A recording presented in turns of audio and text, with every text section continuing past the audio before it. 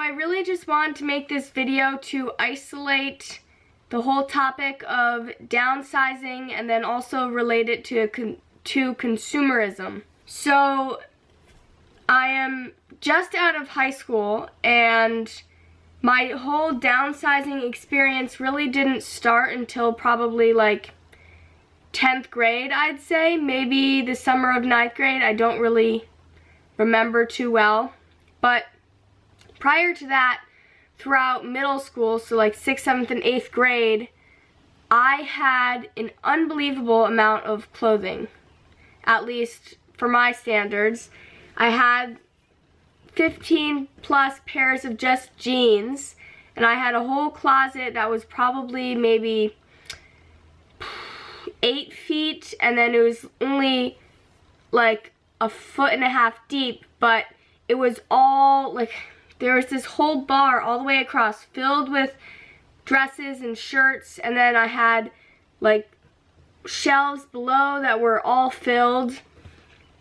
I just had a lot of clothing, and I honestly can sit here today and say that I had no idea that I'd be here right now with 2 baskets of clothing and hardly any things, and feel totally happy because I don't have to have tons of useless things in my life that aren't serving me.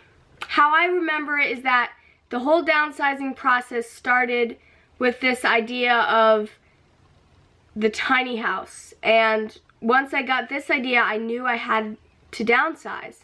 So I just slowly began over the past about 2.5 years taking everything, reevaluating it, asking if do I use this, do I need it, or do I just want it, that kind of stuff. And I ended up where I am now with hardly any things, but I'm completely happy and content with everything that I have. And if there's something that I really need, then I'll get it. But there aren't that many things that I just buy because I want them anymore. Like, I mean, of course, things that you need generally you want. So I guess there's an overlap there, but I don't just say, oh wow, you know, this is a cute kind of like a fruit decoration for my house. I don't really have that kind of desire to purchase that kind of stuff anymore.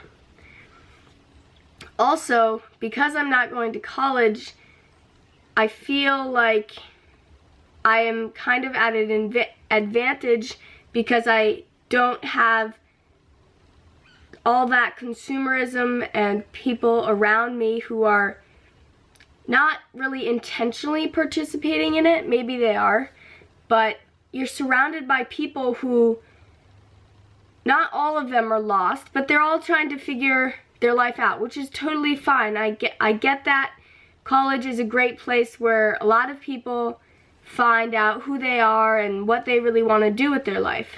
But along with that, you kind of get thrown into our society and how it has been working for the past 100+ years, where you're supposed to, like, going out and shopping just to go out and shop as an outing. That sounds ridiculous to me, but that might be something that would happen in college. And I'm not saying that college is necessarily a place where that happens. It's just you're surrounded by people who are in a similar place that you are. And a lot of times those insecurities of the general people that surround you are heightened because everyone is kind of encouraging everyone else to do what they're doing and somehow justify what they're doing without even really understanding why they're doing it, because it's just something that everyone does.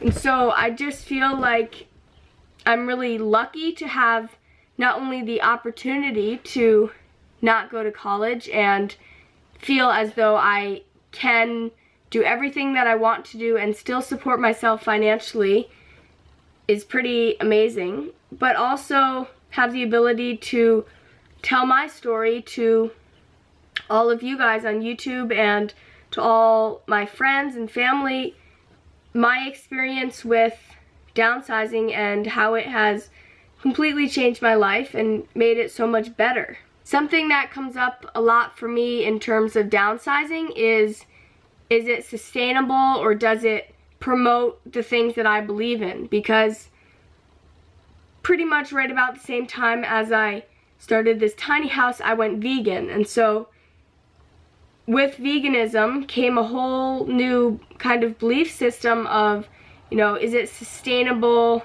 Is it leather or a part of an animal that I wouldn't want to be wearing on my body? So I just feel like all those sort of questions relating to how it's affecting the animals, the planet, and other humans also comes up with downsizing, because as you change, your belief system changes, which means you have to reevaluate everything that you own, because I don't know, maybe down the road you meet someone who had some accident in like a pencil factory or something like that, and then you don't want to buy this specific kind of pencil. And so it's just like everything kind of morphs slowly into this one uniform kind of idea of what is necessary for you to survive and what will keep you going and wanting to learn more about the world and yourself and keep growing, really.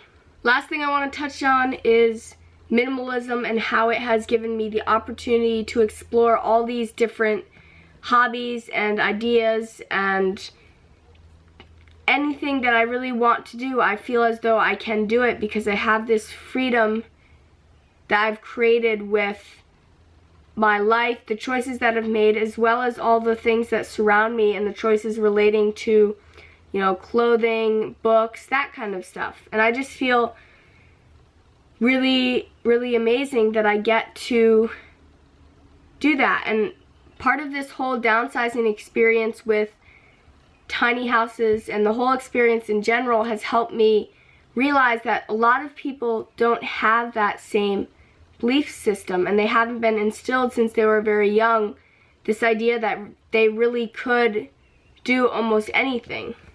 And I know at times it's really hard for people to realize that they can like honestly do whatever they want, but that's what I feel like part of this channel and what I'm trying to accomplish is to promote this honesty and authenticity with what you really want and actually going after it and giving it a shot, you know?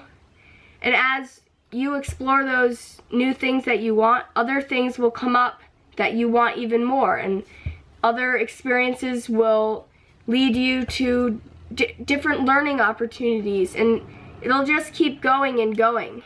If there's one thing that I really want to get across to you guys for the next years, it's this idea that you have the freedom to create anything that you want, and if you want it bad enough, you can get it. There's people out there that want to support you and the things that you do, and knowing that is enough to keep me going forward, and hopefully you as well. I guess that's it for this video. I know it was very, very scattered, but I hope I kind of brought it together with that idea. So I'll see you in the next video.